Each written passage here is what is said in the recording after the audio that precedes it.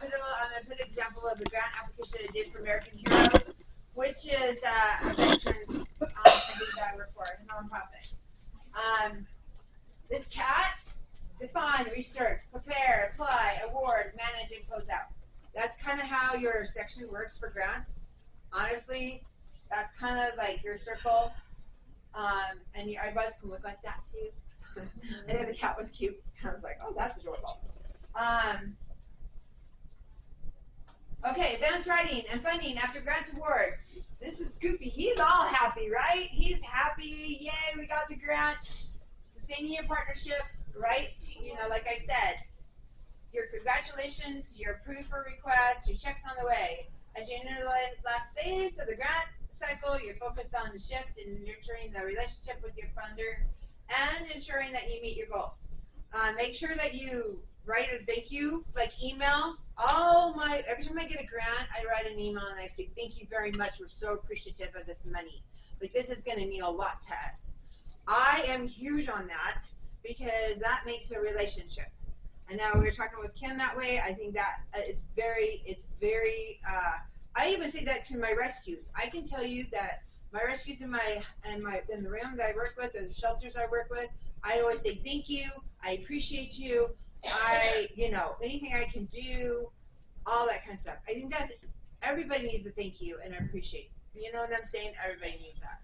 I think that's really need to do. Read your grant award letter carefully.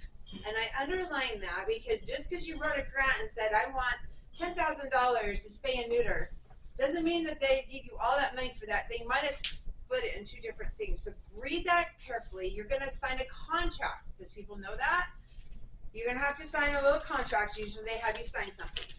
And take note of all reporting requirements, your timelines. Because when you have to report, they're going to give you certain dates and times that you're going to have to report. Make sure you sign it because usually your CEO, your board member, somebody like that usually has to sign your grant requirements and sign your letter. You're not the one that's going to sign it. You're just the grant writer. Usually it's the person in charge of the rescue or something like that. And make sure you get that back to the grant people because you have a certain limited time to get that back. And usually it's within, when you get the award, 5 to maybe 10 days to get that back to them so they can start processing your grant because they're going to give you FY, and then they give you a grant number. And that's usually like the federal grant, federal year or something like that. You usually get that. So make sure you do that. Events, photos, testimony, make sure that they know, have a great relationship with them. I mean, we want to be all like Scooby and Snoopy. I meant Scooby. Snoopy. Well, I'm tired. It's been a long day. Be sure to thank them, like I said, phone calls, letters, emails, depending on your preference. Recognize the foundation. Put them on your social media. I say, if you get a grant, put it on your social media and say, thank you very much from Rachel Ray Foundation. Put it out there. Say thank you and highlight them. You know what I'm saying? Tag them so they know that you appreciate that money and they see it. Honestly, and put it out there. Because then you look at all your hard work and people are like, how did they get that money? You know, I'm just saying that. But I mean, seriously, put it out there that you got that money from that place. All of them do final reports. And we talked about that earlier. It's super important that you keep track of results, showing the impact of that giving. Seriously, like if you're getting, let's say you're getting $50,000, you want to be very thankful. I mean, that's a lot of money. That's a lot of moolah coming into you. If you organize multiple grants, different stages of process, say organize, not every grant's going to come in at the same time. So you might get annual report grants, you might get fiscal grants, you might get yearly grants, you might get different grants that come in different times. Make sure you're very organized and that you track all those grants. Because you'll get, they might say it's only 6 months grants. You got to make sure where your timeline is on the grants when you get your money. And when they're going to actually send it to you. Okay, and that kind of stuff too. You want to keep very organized. Post surveys, some of them ask you for surveys. Post surveys afterwards. They want to know how you felt about the grant. It's very hard sometimes because you're like, this grant sucks trying to do it, right? So you're like, how do you feel about the grant process? And I always try to be politically correct. Very hard sometimes because you can say, well, I feel a little bit better about this than I did about that. But say it in a nice way, you know what I'm saying? They want some criticism because it's just like, okay, because it's kind of annoying because you know how you go to the doctor and they send you survey after survey and they want you, and then they say, did you like your thing? And you push yes, start, and then they send you to this other whole website and they want you to ask 15,000 questions and you know, you're like, I just wanted to say yes, it was great. But I mean, it's the same thing, but they usually, by the way, Kim, that is Mackenzie. Mackenzie Kim, she wants to meet you, by the way. I'm trying to connect you guys up. FYI, they want to know, and a lot of these surveys, they are a must. You have to fill them out. It's not like the doctor's ones where you can just push delete, I don't care. Or like a survey or something like that from like Home Depot or something like that. This one, they make you do it and they record it. So if you don't do it, it can be a ding on you.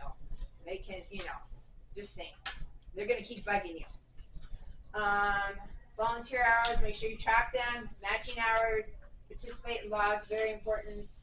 Keep, once you get these grants, you're going to be on the road to making sure you keep all your ducks in a row. Me and Kim were talking about that. I have a spreadsheet that I actually can send to nonprofits for your budgeting and keep all your stuff together. She uses what? Do you zip?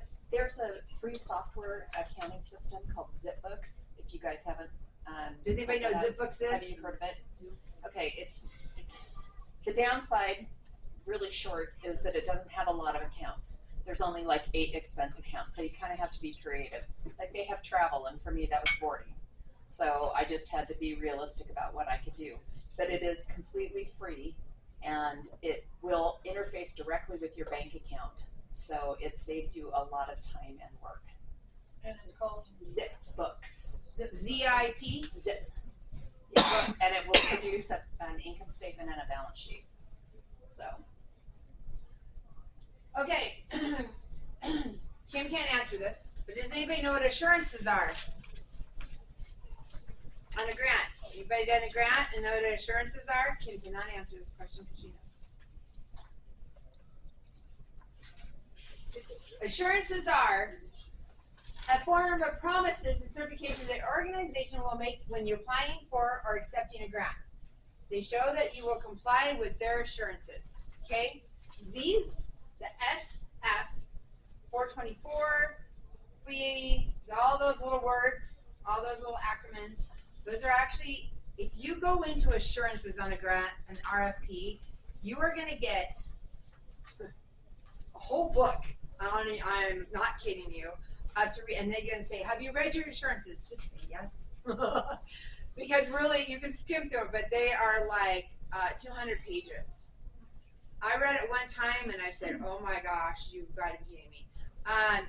They want to make sure that you comply with their regulations. They have regulations too because a lot of times they get federal money and stuff like that, so they want to make sure that you understand and you're going to have to push that little thing and say, yes, I agree to your assurances. Kind of read through theirs, but if you do federal grants, those assurances and RFPs are huge. I mean, they're a lot of work. And you don't have to sign them. I'm just saying there are just a lot of stuff that you're not going to understand. I don't even think half attorneys understand all that kind of stuff, but there's a lot to them, okay? But make sure that you comply with their regulations and their grant requirements, and because they're going to have you sign that, and that's why I said legal and ethical commitments that you're receiving the funding. You got to be careful. Just make sure that you understand theirs to comply with yours to make sure that you spend their money the way they want you to spend the money. Okay, not just the way you want to spend it. You got to spend it their way too. Okay, make sure that it matches. Signing this means you're legally bound to uphold them if a grant award is granted. Honestly, that's true. You're in a contract with them, and most of them, like Walmart, some of the other ones I use them, but they don't have a contract. But a lot of these federal grants, the big ones that you go for, or see even the local ones, make you sign this. So just know. Julie, you should give an example of what might be in one of those. Like the one that comes to mind is we will not hire anyone based on race or whatever, and you are then agreeing to whatever they are specifying in those. But give examples so maybe. Well, okay, so like, you won't hire anybody over the age of under 18. Okay, so some shelters, like our shelter just changed policies that you can't have anybody a volunteer under the age of 18 because of their insurance. Stuff like that. We used to, but they changed that. So if you get an award and you get a grant and they ask for that, you're legally bound. If they say you can't have anybody, the word pink hair, which is, I'm just going to say that as an example, right? Don't take that literally. I want to blow up on the internet. How dare you? You got to make sure that you don't. And you got to tell them, okay, wear a wig when you come in, right? Like you got to be really careful how that actually works. I suggest that somebody pulls that up and just looks at it, and you can actually see how that actually works before you write a grant and say holy Toledo. Now, not every grant requires you to know all those. That the 424 is pretty lengthy. It's a pretty lengthy. Those are mostly for federal grants, but state and local will have insurances. So if you write a grant, they have their own insurances, and that's because they have insurance and they have staff and they have to abide by federal funding and stuff like that too. Any questions about that? Does that make sense? So just make sure you know when you get the award what they're telling you have to do too. Okay, because you asked them for the money, now they're telling you, okay, you got the money, but now you have to kind of go by these guidelines. And the form might say, we're going to come in and audit your books on how you implemented this money. It might be in there versus in. Yeah, it can. I haven't had too many of them that way, but they can. It does say, it will say that they can audit you at any time or ask for your books or anything like that. They have every legal right to ask for anything. So just know that now they own you. I'm just saying, but it's nice to have the money, right? I mean, there is some things to that. Okay, the next step. Accept, set up the award, review the grant agreement and contract, make sure that you understand all requirements, deadlines, budget restrictions, reporting expectations, sign and return all required forms. Make sure you get those in, because they can deny, if you don't get them in by a certain time and you're like, oh crap, I forgot to get that in, they can deny you your grant and give it on to the next person. They will too. If you don't sign that contract, they'll say, too bad, they don't care. There's 20,000 other people that want that money. They'll give it to that person. We're next. They don't care. So just know, sign it, get it in like the next day. If you can get whoever it is, like I said, whoever your CEO is or whoever's over the rescue or whoever it is, make sure you get them to sign it. I don't care if you have to follow them wherever. Don't follow them to the bathroom, but follow them wherever and have them sign it. Get that signed and get it into the right away. You'll have to submit formal acceptance letters. Sometimes you have to actually file to have that signed too, that you accepted the money. They'll actually, some grants will send you a thing and say, will you accept this grant? And then they say, will you accept it? And then you'll say yes or no. I mean, because you read through their assurances and their regulations, and you're like, no, I really don't want to follow them. You don't have to accept the money. I'm just saying, you do not have to. I mean, yeah, you're looking at a $50,000 check, but if they have regulations and stuff and you're like, I don't really want to follow all that, you don't have to take that money. I mean, it's up to you, but I'm just saying. But just know that the next year they might, if you try to apply for it, they're going to say, yeah, well, they didn't accept it. So just know you'll get like a little red mark or a red flag, and you probably won't ever get that money from them again. Make sure you have your proof of insurance. I know for like nonprofits and stuff like that, shelters, you have to have proof of insurance. Make sure you have all that information, all stuff. Your EI number and the board list. Make sure all that stuff is good, because they're going to probably want you to update that and send that in all the time. Like, because you wrote the grant, let's say in January, and you have new board members come July when you got the grant. Make sure that you send them all that new information, because they're going to want it. You know what I'm saying? To say a new board member stuff. Sign that for financial tracking. Whatever you say. Zip books. Zip books. If you have a CPA, use them, because they'll help you through your nonprofit, whatever. QuickBooks, I use QuickBooks too. QuickBooks Online is really good too. Seriously, keep your financial tracking.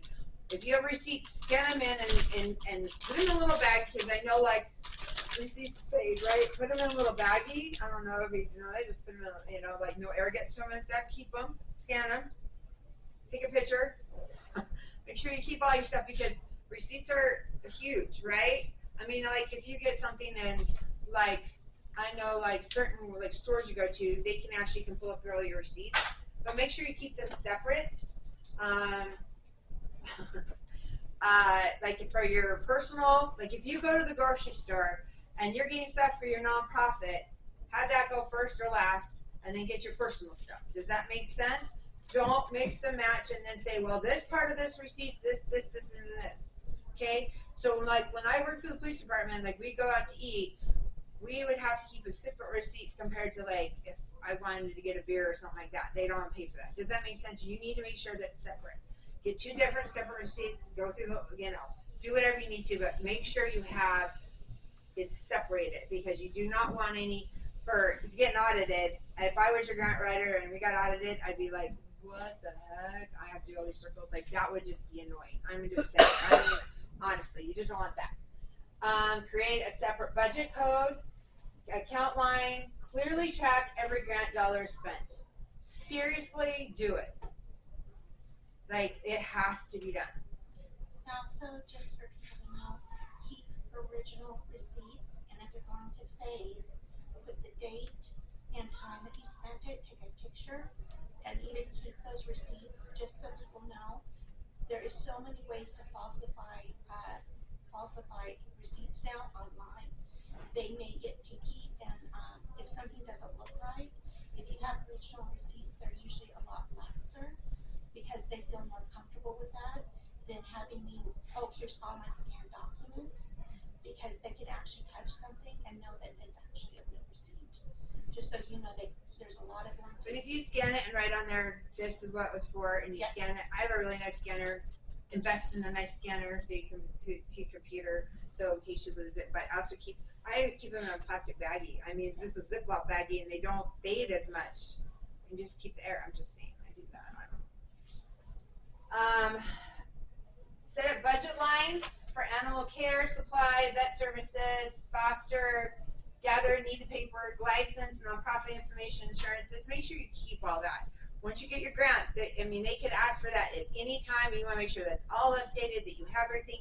And it's good because if you have multiple grants, you're gonna need to upload that to them when you start doing that, right? Start getting your awards and you start getting that stuff. So keep all that stuff. Seriously, just make sure you start doing that. And any program that you use, it just works better.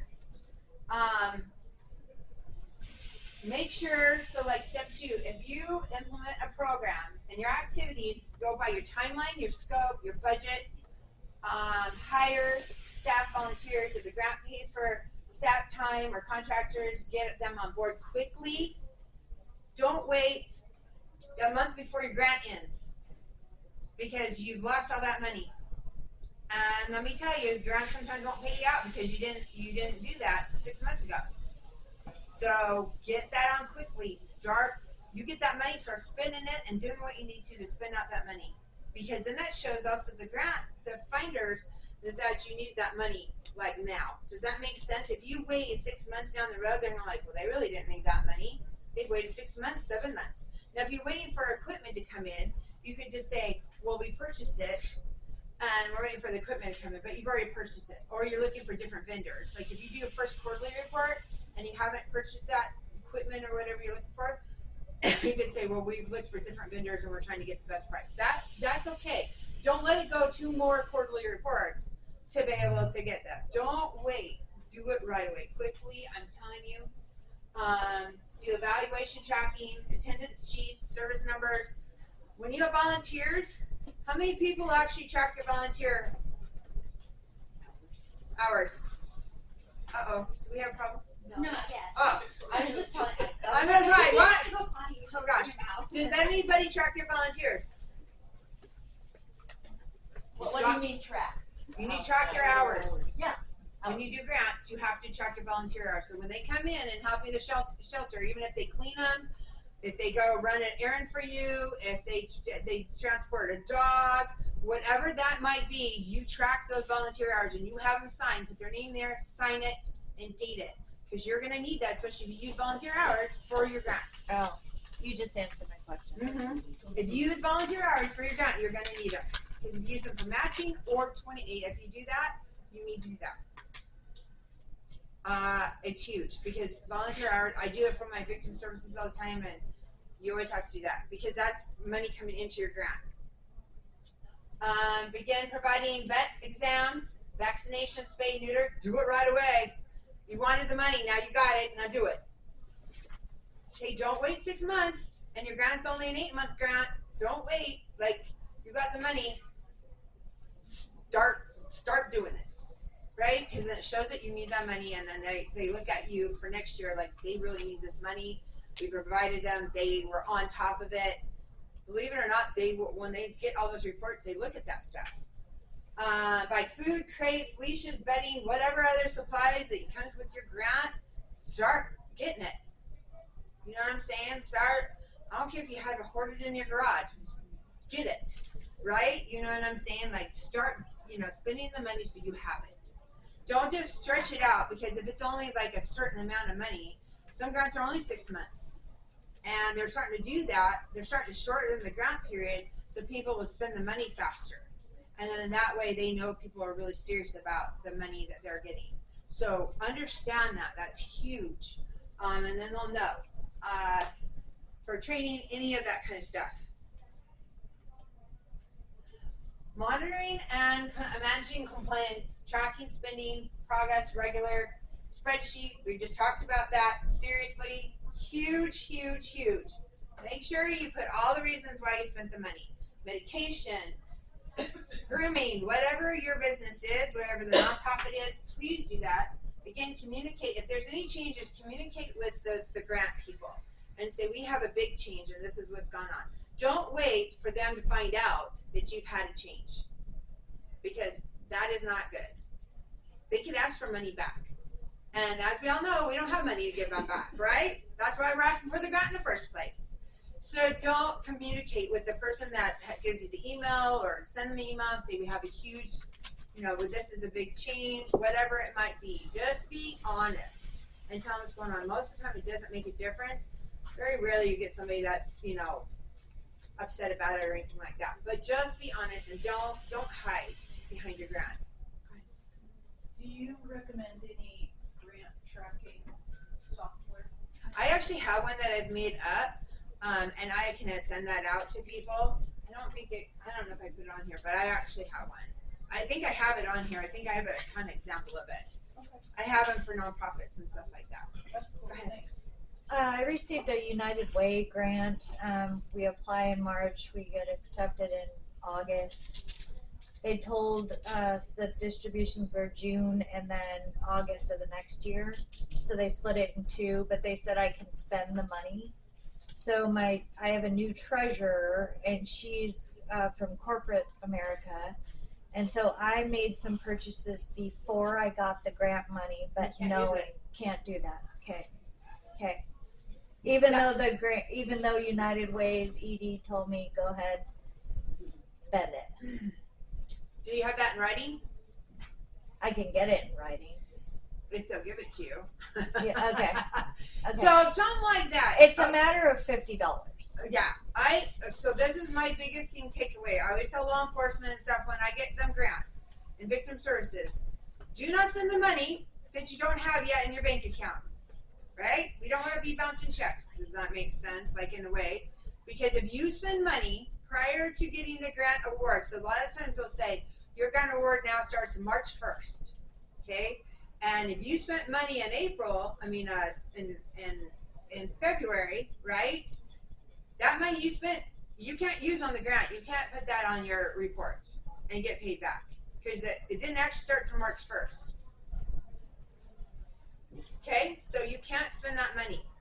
Now, that's unique that they say that, because I never really had that before where United Way said that before ahead of time. Where you can Well, spend we're it. small. It's in Dillon, Montana, and it was like $2,000. Yeah, as long And as they they're paid- okay with that and you get something that says you can, then that's okay. But be They careful with paid that. per project. So they paid for one project, then they paid for another project, and then they paid for a portion of the third project. And so these projects, because I had contractors there doing the work, I can't really say, sorry, we can't finish that project because I don't get the money till August or September.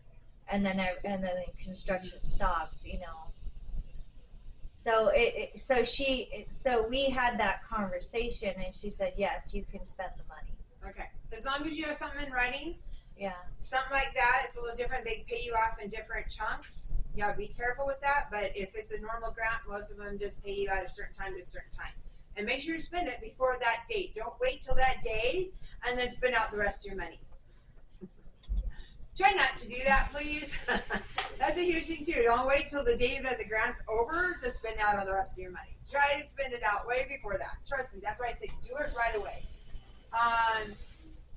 Intake forms, medical records, expense receipts, log in each pet's progress, care milestones, monitor safety, well-beings, and foster shelter settings.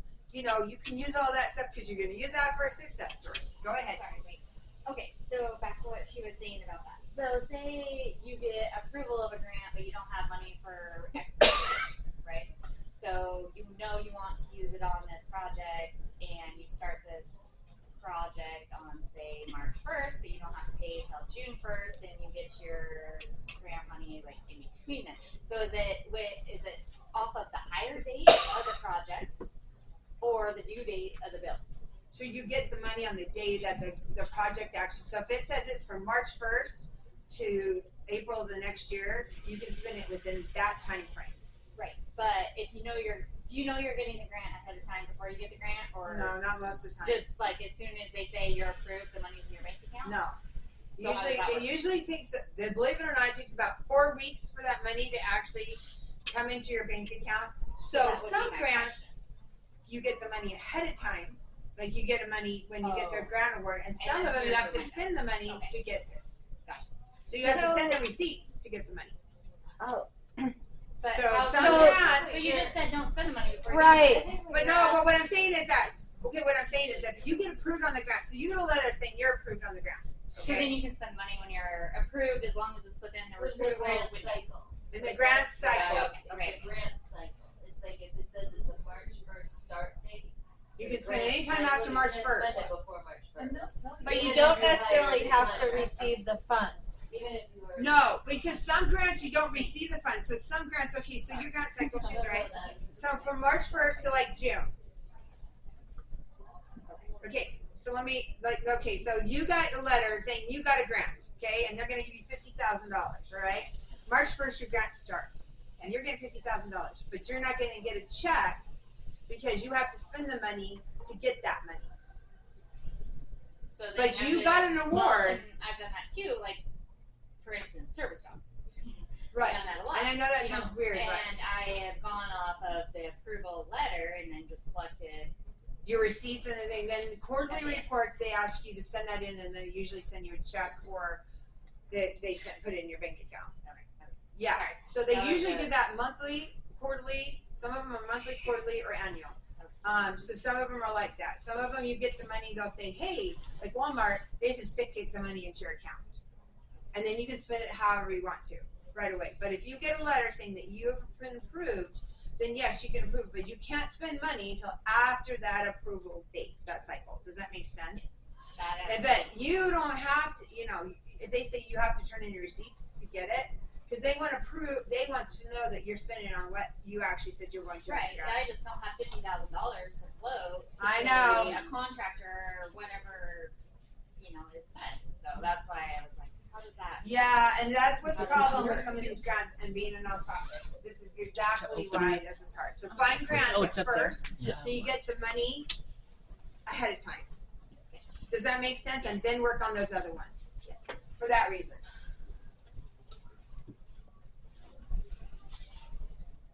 Know what you're doing. Like I said, another one, financial reports, submit reports showing numbers of pets, health, supplies. Make sure and do media. Like I said, social media and newsletters. Like you guys, a lot of the shelters have newsletters and you guys have like your own Facebook pages and websites, put it on there that you got these grants and put them as a supporter. So that way, if those people go to your page, they see them as a supporter, right? They're a sponsor, they're a supporter of grants. Say we got grants from da da da da da da da da. Put them out there. Let them know that you appreciate them. They really like that. Just know that, just build that relationship because this is your guys' livelihood. Um, cute kissy booth, but if you don't get it, still keep applying for the grant. Ask why you didn't get it. Stay in contact with them. Just try to continue, expand them, keep applying every year. Build relationships. Just know that there's so much out there to do. I just talked to, I don't know what your name is back there, but anyhow, she says she can go to the garbage company and maybe apply for funding. I've heard of that stuff before. There's a lot of stuff out there that I know Michelle at Snake River, she's applied for, I think almost something like that too. There's money out there and different aspects that you don't even know that's out there. There's private donors that will donate to you. Like I said, I can go to the grocery store and come out with people that want to help. I mean, seriously. And There's a website called charitypaws.com that has 50 grants on it for Charity Paws. Charity Paws. charitypaws.com that's just for animal shelters. And then the ASAP or not ASAP, I'm gonna say ACA, however you say that.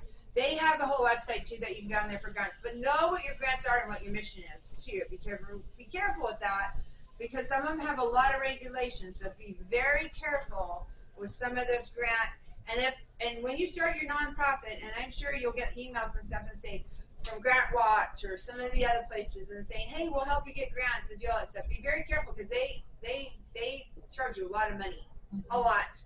And they'll get you hooked for like $300-400, and then you'll end up paying them up. I mean, for grants that they don't even apply for, or you don't even can apply for, they'll send you out. It's a scam. So be very, very careful. And there's some private companies out there that are doing exactly the same thing. So be very aware of what you're doing. You know what I'm saying? If you have questions, you can email me and say, hey, does this company look? I have no problem answering that question for you. How do you find these private grants? You can go in there and ask. So every state and every city has like private donors and private places. So like we have the Sorensen grants, okay, in Utah. And they're like from the university and stuff like that. And they're a very wealthy family that did a trust and did all that stuff. So we know those things, but you can look and just say, where's our foundation or donation sponsorship? And look it up in your state.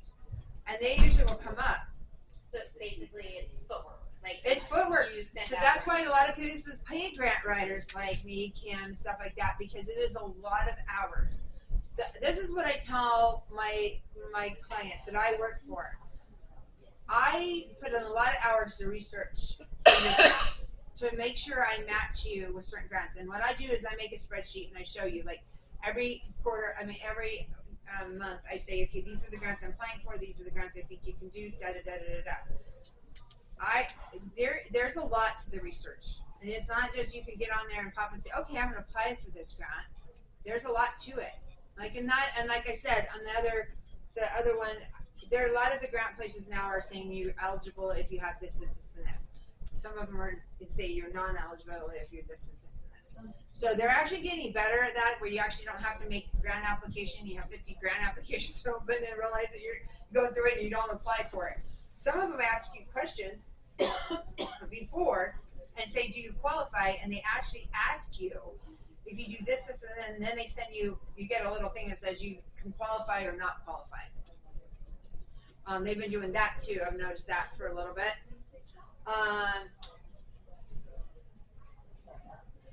Because of all the scams, a lot of them now requires a letter of intent first to get an invitation to apply. So some of them They're send you vetting out invitations. before they're even vetting you out, correct? Some of them give you invitations to apply. Some of them, like Northrop and stuff, you have to get an invitation to actually apply. You have to do a letter of interest. Who wrote a letter of interest? She's not in here. Oh, but there was another lady. So And be careful, because if you're a city entity for a shelter, it's way different than being a nonprofit for a shelter. So you have to be really careful of that too. You have to go under the city EIN number and the UEI number. You have to be careful. This is so you do have to do a letter of intent. Not all of them do that, but a lot of them are requiring that now too, or an email. And the webinars. You have to watch the webinars to apply, and you actually have to be on there. And please pay attention to them. I know that you can drink your coffee and fall half asleep, but there's a lot of questions and they're good information, because you're not the only nonprofit applying for them, and they might have the same questions you do, right? So it goes into the chat, and then they'll answer a lot of your questions, right? And then if you're on the webinar, they actually send you a copy of that webinar, and you get all those answers and stuff, and that helps you, right? And then you know all your deadlines, you know all your stuff from start to finish. They're pretty good about that. This is a grant I did for American Heroes. This is an example. American Heroes out of Utah takes disabled vets and puts them on boats and takes them out fishing, and they take them to Willard Bay, which is right behind my house, and out to Strawberry and stuff. An amazing group. And they started this because disabled vets come back and they don't really have a whole lot. So, it's kind of a sad thing. I think it's sad. But anyways, I come from a military town, so this means a lot to me. These guys go fishing, they get happy, they take their families out. Some people have lost their loved ones. It's an amazing group of people. And I did this grant. This is what they're about. So they do disabled children and adults experience outdoor activities, enhance lives through education experience, participate in fishing, boating, and camping. They're an amazing group.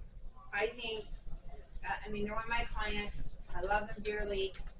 But not every grant for veterans do they actually get, because they actually don't qualify for all of them. Does that make sense? Because this is their mission. This is what they do. So their mission doesn't always go with every vet grant out there. So make sure you understand what your mission is to apply for some of these grants. Does that make sense? Because they do certain things, and they do the outdoors and stuff like that. So I actually applied for a grant for them for Maverick, because Maverick, I don't know if you guys know that, but Maverick has a grant, and you can apply for them. And they said, well, they don't align with their mission, even though they're an outdoor place. Go figure. Know your stuff. This is kind of a little bit about themselves.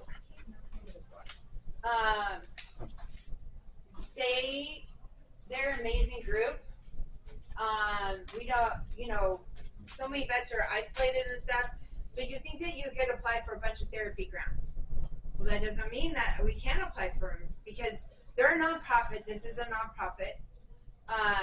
But you can only apply for certain kind of grants, because this is what they do. Does that make sense? So just make sure you understand. This was the needs statement that I wrote up. So I told you guys from the last one, these are goals and objectives. This is an example. We increase access to, the outdoor activities with the disabled vets, provide at least 20 fishing, boating, camping experiences, serve a minimum of 500 veterans per year, improve physical and mental health outcomes.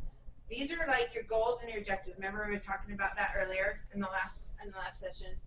You got to write those things so they understand this is what you're going to do. This is like your book, and you know how you read a book you really like and it kind of tells you through the story and your characters. This is your character. This is what your story is going to be about this, and this is what you're going to do, right? This is what you're telling them. This is why you want the money. This is what you're doing. Anybody have questions about that?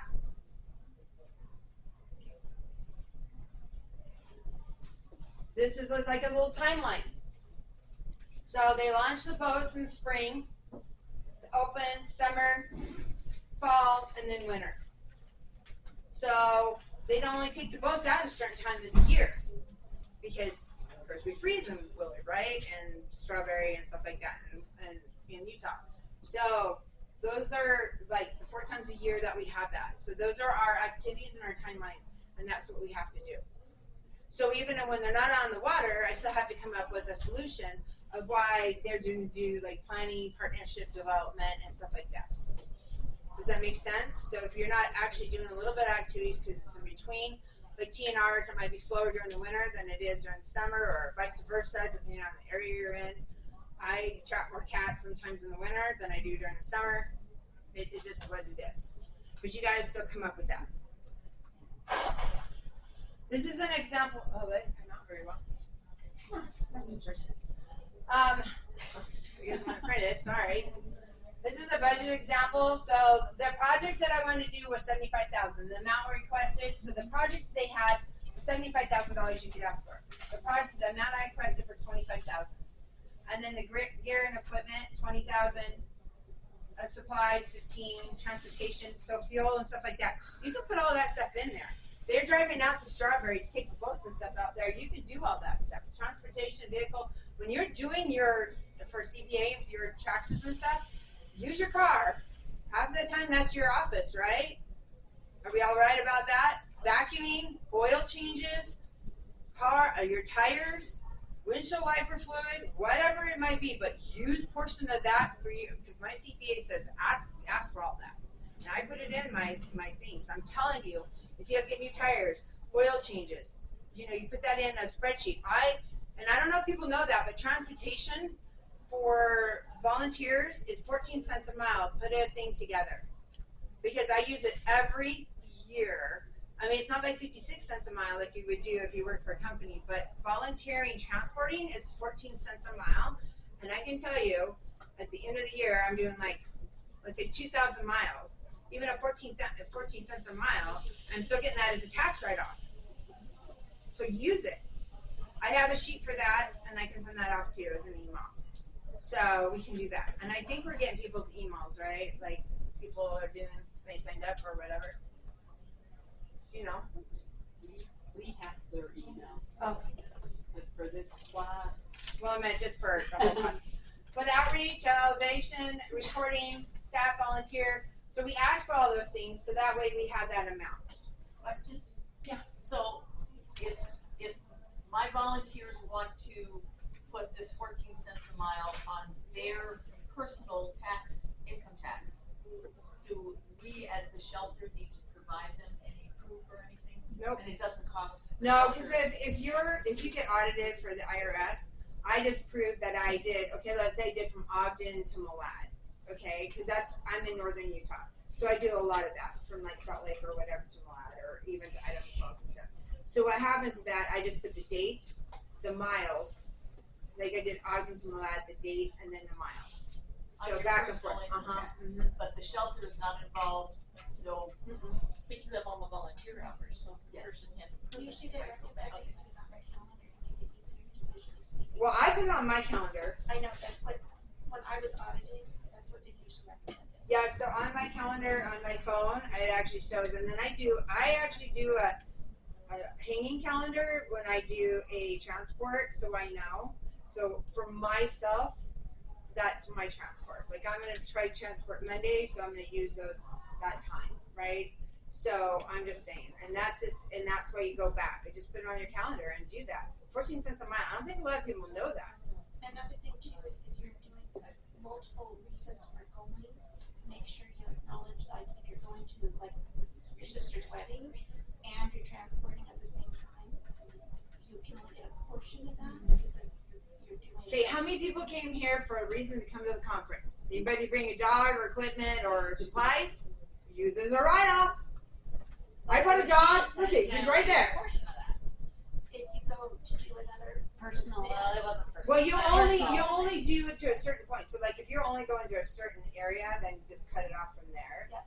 But you don't use the return stuff because you went to another thing. But okay, so if you guys brought a dog, let's say you're transporting. Okay, so like if I make Angie take a dog back from Boise and back there, she can use that as a write-off, right? She's doing that. If I'm coming here out of my business, I'm using a write-off. I brought Jerry Lynn. Like I brought a dog, use it as a write-off. You know what I'm saying? Like use your write-offs. You can do that. Use it. Talk to your CPA too. I mean, there's a whole thing for nonprofits for write-offs and stuff like that where you can. My office, my CPA told me to measure my office and my house, and I use that as a write-off. Paper, internet, phone. You guys are on your phone, right? 24/7, especially being a rescue and a shelter. Like, probably like 48 hours every day, and there's only 24 in a day. Seriously, you get a portion of that. Use it. Use your internet. Use your gas, electricity that you use if you're in a building, all that kind of stuff. If you're in your own home, use that stuff. I mean, that's what a CPA is great for. He gives me all that information. A great CPA. Now, there's some bad ones out there. Don't get me wrong. Oh, maybe that one was cut off. I don't know what happened. Okay, so sustainability. So this is like the other times that we're just trying to get everything ready. So annual fundraising events, individual donations, sponsorship, partnerships, local businesses, veterans. Go out and talk to people. Like if you're at the grocery store and you see somebody with a service dog, go talk to them and say, where'd you get that service dog? And what do you, I mean, they might want to help donate to a shelter. You're getting bread. You might as well talk to the person that has the dog in front of you, right? I do it all the time. Angie, Jerry Lynn, Michelle, all those people tell you, and they will tell you that I don't take no. Like, or I get to know their information, and I'm like, here's my phone number, or I get their phone number. You just never know who you're going to meet in the grocery store, right? So the most poorest people I've known were spenders. I'm telling you, in Utah, they look like they're poor, like they don't have, and they're probably the richest people out there, right? So you just never know who you're going to talk to at a store, a grocery store, or whatever. Ask Walmart or Target or stuff if you can put out a little booth out there and give some information to people. I mean, they'll let you do that sometimes. Just go out there for a little booth and talk about your rescue. Go out there for a couple hours. You don't know what you're going to get, right? Or a little donation jar, and people just put $5 in there, or whatever it is. I do for the golf tournaments. I'm going to tell you this. I do for golf tournaments. I do Bloody Marys. Okay, I started this 15 years ago for another veterans place. And it's a donation because you can't do that in the state of Utah. I know it might be different, but in the state of Utah, you can't sell liquor like that. So we do donations, and I make Bloody Marys, and I have following. And it's funny because I'll be in Walmart, and people are like, I don't know your name, but I know you're my Bloody Mary girl. And it just happened. My husband started laughing. It was just happened the other day. And he goes, you're a Bloody Mary girl. I make about $1,000 off of Bloody Marys for my nonprofits. And that's just because people just donate. So they pay me $5 and then they give me $15 because I'm personable and I say, here, I have a jar that says, fill this jar up. You don't know who you're going to get. Some people put a $100 bill in there and they're like, hey, we're going to donate to this. We believe in this. You just never know what you're going to get. So please don't ever think that it's, that person in front of you, like, you just never know. Be personable. I know some people don't like people. I get that. I know that. I know we're dog people, and sometimes we don't like people. Ask Mackenzie, she'll tell you. I get that. She has to love me because I make her. But let me tell you, just know that you just don't know who that person that you talk to might be your freaking golden ticket. And I'm one of those people, like, I'm just like, well, all they can do is say no and tell me to get the heck away. And okay, fine, before they put out a restraining order, right? You just never know, right? I'm just saying. Like, I don't say no when I say, Angie, do you want to drive for me? Come on, I just need this last leg. Ask her, she'll tell you. And that's what I send them. I'm like, I just need this last leg. Please do it for me. I mean, just know, okay? Because I'm one of the transport coordinators, and that's what we do. And Michelle's one of them. Look, Michelle just walked in. They have to love me. You do. There's no words, no. Angie says the same thing. But seriously, you just never know who you're going to run to. You just don't know. You make that phone call and you just don't know. I have partnership with many people that I love and adore. And if it wasn't for them, I don't know, some days I have my bad days down too. Trust me. I try to be upbeat a lot of times, but I do have my down, and some days that are that way too. But because I am one of the transport coordinators on there, I have to make sure I save these animals too. And some days, you deal with a lot of different personalities. Love you all, but some days. You have shelters, you have rescues, they all have different personalities, and it happens, right? And all of a sudden I'm like, okay, I don't get paid enough to be a therapist. I'm telling you. And it happens, right? I've been yelled at, I've been called names, and I've been victim advocate for 30 years, so it's not many names that haven't been ever called. So just know to expand your program. If you don't get a grant, figure out why you didn't get the grant from the grant people. They'll tell you. Also, like, explore it more. Like, maybe there's stuff that you can change. What can you write in there better? Ask questions. Ask for help. Talk to other rescues and stuff like that and see. You know what I'm saying? Like, we're all here for the same reason. We shouldn't be competing against each other. Unfortunately, grants we kind of have to, but we should be all working together. I wish there was like a collaborative grant that we could all apply for under a big umbrella and we all could work together. Unfortunately, there's not that. But I would love that. That would be awesome, right? Everybody get $1 million to be like, yeah. That's why I was trying to play the lotto. I come to Idaho and I drive my happy bike here to Idaho to play the lotto. I didn't win. I won like $5. Here's an example of the financial. This is one of the ones that I can send. So the grants, donations, sponsorships, program income, fundraising events, others, total revenue, salaries, benefits. So fringe benefits, that's like for your insurance and all that kind of stuff, like your European employees and stuff like that. Okay, so you get fringe benefits, your program equipment, travel, mile, rent, utilities, administrative costs, overhead. Make sure you make this thing like that. I can send this out. You guys can design it however you want to. This is kind of just an example of what I send to my clients and say, keep this. So that way when they send it back to me, it's nice, I hope. Nice and neat. Michelle, I'm sure, gives that to her person all the time. I mean, you know, we got to do that. I'm sure, like Jerry Lynn does. You know, you got to keep that. And just know, expenses, revenue, keep it separate. Make sure you keep it. You know what I'm saying? Be organized. And you can put something like that, but do that. So if anybody wants that, you know, just let me know, or you can keep that out there. I don't know why that moves you. I don't know. I send these to Gwen and she screws it all up. I'm a woman-based. This is my business. I'm a woman-based. I am empowering nonprofits, organizations, for-profit companies, law enforcement agencies to develop, sustain, and grow the effective grant programs. These are the things that I do for you. This is what I try to do. And I try to be responsible for my own actions too. I'm a person. I'm human. I almost said I'm not human. But I'm human. But I'm ensuring that this is what I do when I do my job. I have many different clients, from kids cancer to veterans to, I just got a new client that does VR. They're a charter school. They do VR training for charter schools, and they actually stand up a computer and they do VR. I'm telling you, my grandson is going to love that. He loves VR. Who has a kid that has VR? Anybody? You know what VR are? Does everybody know what VR? But anyways, I mean, they can train them. They can teach them in like Japan and Russia, whatever they want. They can actually dissect their own hearts on these VRs. It is freaking cool. And they're trying to get grant funding out there. There's a lot of different grants for different people. I work for farms and stuff like that too in Utah, and I do a lot of other grants and stuff like that for farming and stuff. So I do all their data. I make sure they have their stuff together. Crap.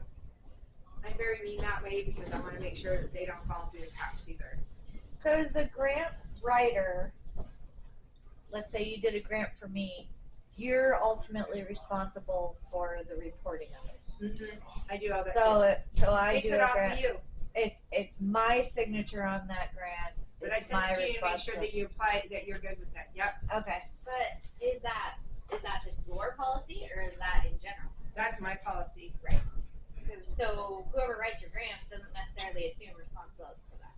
I write your grant. If I write your grant, then I agree. Yeah, because you're amazing and you do all these things.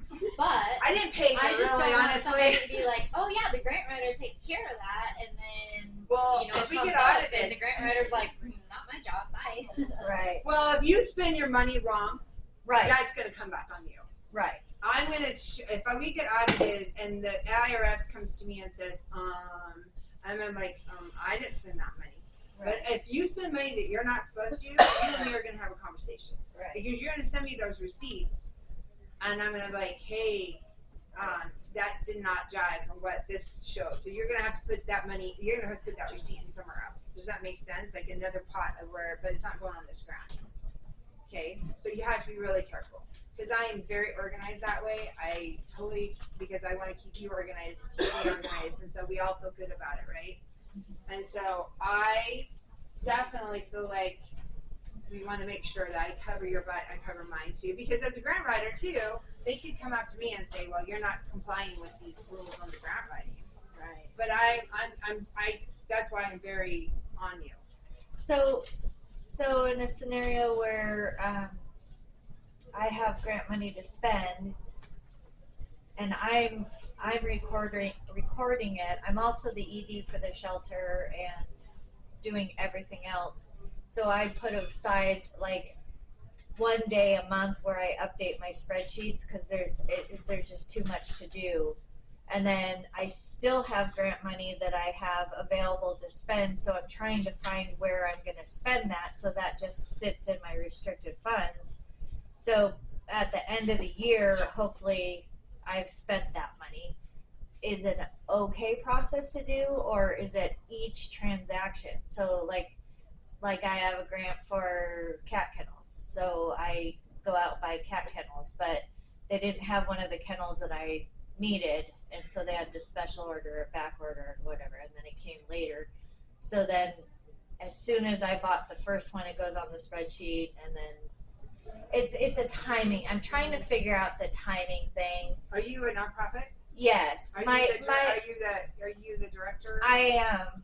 So you're the director, but are you the chair on your nonprofit? No. Okay, good. Good answer. Yeah. Don't be the chair on your own nonprofit. Ask Michelle; she'll tell you. It's not a good thing. You cannot be the director of your nonprofit and be the chair. Yeah. It does not work. Don't do that, because then the IRS can. Because if any money goes flowing different the wrong way, you're the first one they're going to prosecute. And they can prosecute you. It's a federal offense if you're using federal money and stuff. Believe me, they can prosecute you if you use the money wrong. I mean, you'll see people like that. I mean, like, okay, COVID, how many people, so I get their alerts all the time because I work in criminal justice in the police department, and I get things all the time about people using COVID money wrong, and they're being prosecuted. They're spending 5 to 10 years in prison right now for COVID money that people got, saying that they were paying out employees, which they weren't paying out, and all that stuff. They got this COVID money. Be very careful, like, seriously. Like, they are prosecuting people left and right now. Are you talking about the PPPs? Huh? Are you talking about the PPPs? The what? I didn't hear you. The PPPs. Yes. Yes. Yeah, be very careful, because I get this alert. It's kind of interesting. All these people are like doctors, and there's a dentist that just went to prison for like 10 years to do it, and has to pay back like $5 million or something like that. It was just, I'm just like, anyhow. I mean, people just try to find the easiest way out. But when you're doing that, even though you don't, so you only got that many kennels and you get receipts, and you can spend it along the way. Right. You know, you're fine with that. As long as you spend it before, I would try to spend as much as you can before the grant ends. Right. Like, don't wait for that date. Like, that's, honestly, don't wait till the last day to spend the money. Right. I mean, I'm just going to say, I mean, sometimes it happens because you're still waiting for that project to come in or whatever, that equipment. But if you can pay for it already ahead of time, like Amazon, you can already pay for it, but then it still hasn't come in, then do that. You know what I'm saying? Right. Do whatever you need to do. But don't be your own, please, if you have a nonprofit, don't be your own person. Like, that's, just don't do that. It's just easier because there's less complicated. Okay. All right, so now that's going to come up right. So services that I offer or provide grant writing support for companies. I compile proposals. I also work with workshops, design, and training. I do live webinars, and I'm actually starting that in a couple weeks that we're going to be doing that step by step. I help you design your teams individually, stuff like that. I'm a team-based person. Even if you want part-time grant writers or full-time, you don't have to pay me for a full-time grant writer. Like, I can be a part-time. Like, Michelle is a part-time grant writer, and she just pays her hourly. She does that. Some people want to do contract work. I found a lot of people want to do contract work. because I just do piecework for them. So when I write a grant, then they pay me. Some people want to have me do grants. I had Boys and Girls Club one time got a hold of me, wanted me to write grants. They wanted me to do 30 grants a month, and I said, okay, where would you like me to get 30 grants a month for a full year? I mean, really? 30 grants, that's what they wanted. And it was out of Salt Lake. And I said, no. I don't know what grant writer you're going to find to do that. That is crazy, nuts, and just, that's not going to happen. They're like, well, we need all this funding. I'm like, okay, good luck with that. You were talking about AI earlier. Some of the companies, like the National Institute of Health, which doles out a lot of grant money, they're capping 6 a year. That's the most you can write because they know that people are just generating more and more with AI. Be careful with AI. I mean, you can write a grant with AI, but be very careful because numbers will come, they'll pull, and this is the thing. So, like, if you do Dallas, Texas, they might pull it Dallas, Pennsylvania. I want you to know there's a bunch of Dallases in different states because I work with police departments that have the same names, but they come from different states. And you'll get different numbers. Be really careful. I mean, you can use AI, but just know that I will know if you use AI completely for your whole grant as a reviewer. Like, because it's just stiff. Does that make sense? Your grant is stiffer. And what I mean by that, it doesn't have the compassion that would you actually be coming up to me and saying, I want to save these 50 cats and they're TNR and they're out in the middle of nowhere and I want to help. That means more to me than getting on AI. And I mean, you might want to have some of it on there, that's fine, but be very careful, make sure it has your numbers, has your state, and has your information, because if you don't, we're going to nail you. We're going to see it. I mean, AI is nice, and they're like, oh, it makes your life easier, and you see all the commercials and all that stuff. Okay. I mean, grant writing is still grant writing. You know what I'm saying? I want it to come from your heart, and that's what I want. So you guys decide. I mean, it's up to you. But, you know, I work really hard as a grant writer. This is for Utah. And if anybody wants to come to this is in Utah. I didn't find one in Idaho. I looked in Idaho and Montana. I didn't find one. But this is coming up on October 23rd. This is a great one even for you, Mackenzie. This training, I know she knew she was looking down. Anyhow, this is by the Caseville Police Department, which is not far from me. This animal cruelty and fighting investigation. Consider law enforcement officers. This is a really good training because they actually work with veterinarians, law enforcement officers, prosecutors, but you can go with shelters and stuff like that and rescues to know more about, especially if you get a dog that comes in with his bite history. We were just talking about that with bite histories and stuff like that and how, like Michelle, the insurance and all that kind of stuff. These are good trainings. They have them all around the United States, but this one is the most local one that I could find. And you can get a lot of information. I would suggest you sign up for it. Yeah, we're in Utah, but seriously, I don't think they have it on the webinar. I don't think they can do it on that. You might be able to. You can probably email them. But I suggest that you sign up for this if you have a shelter that has a bite history or you have dogs that you deal with bite history. You can get a lot of information. This is a really good thing. Especially animal cruelty, which is happening a lot. I just got 2 puppies, like I said, in the Budweiser box out in the middle of nowhere in Box Elder. If you had them for the DNR guys, those puppies would be food for something else out there, or dead. I mean, I have to say. So know what your law enforcement is, work with them, and see what the new laws are, because there's new laws coming up. And that's my information. Have any questions? I know I gave you guys a lot in 4 freaking things today, and I am exhausted, I have to say, but I appreciate you all. I love all my partners. I love all my drivers. I love what you guys do, and I appreciate you all. And just know that we're all on the same page and to be here together. And let's not fight against, everybody, you know what I'm saying? Let's just work collaborative. And if you need help, please reach out to people.